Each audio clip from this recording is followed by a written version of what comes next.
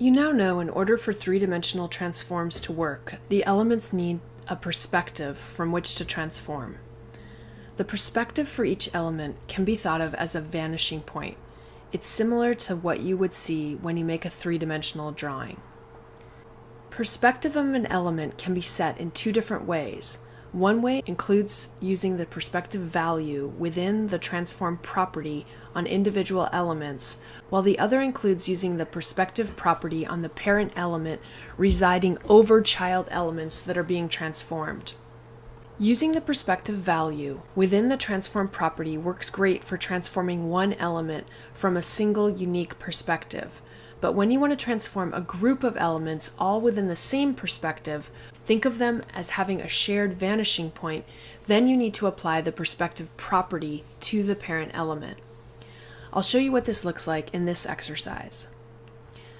I'm going to start off with two sets of boxes.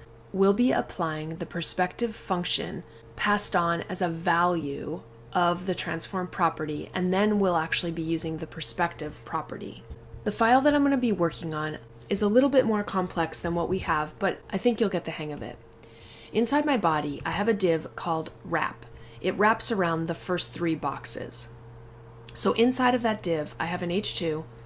I have a div with a class of original. That's just going to indicate where the original box was. And then I have a div with a class of box, and I gave each box a unique class as well. The second set is a div with a class of group, and then inside of that it has an H2, a div with a class of original, and then the divs with the class of boxes.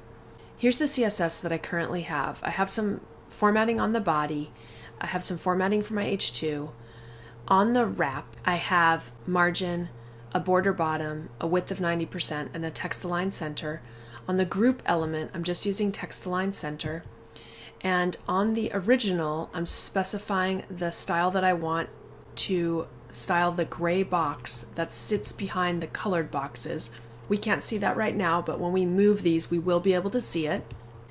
And then I have the rules on the generic box. So this is setting the top set of boxes. It's going to specify the background color as being a 60% blue. I have border, border radius, box sizing, width, height, padding, and text align center. All of these rules are being inherited onto the group box items, but then I'm overriding the background color and setting their background color to green and the border color to a different shade as well. Now what we're going to do is we're going to style these with the different perspective parameters so that we can compare the results. What I'm going to do is I'm going to make a rule for the .wrap .box elements. So this will only affect the boxes that are children of wrap. We're going to tell them to transform, and we'll use perspective, and let's set the perspective to 200 pixels.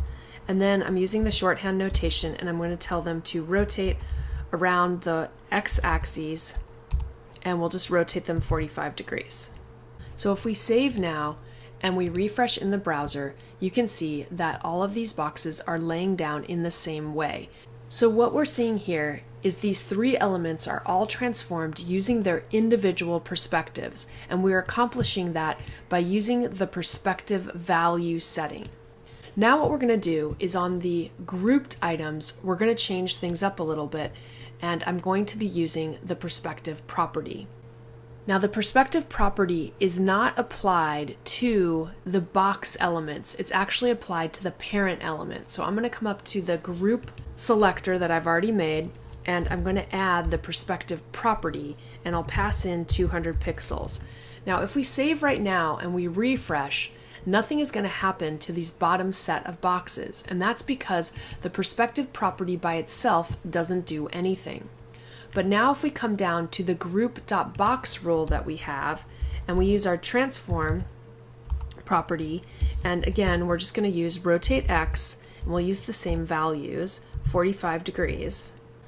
And if I save and we go back to the browser and refresh, you can see that the results are quite different.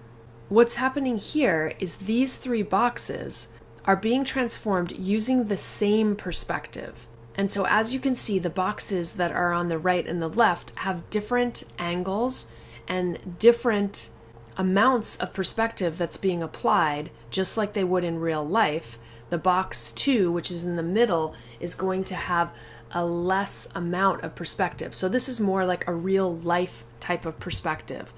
Remember that our first group, the elements are being transformed using their individual perspectives. We're accomplishing this using the perspective value.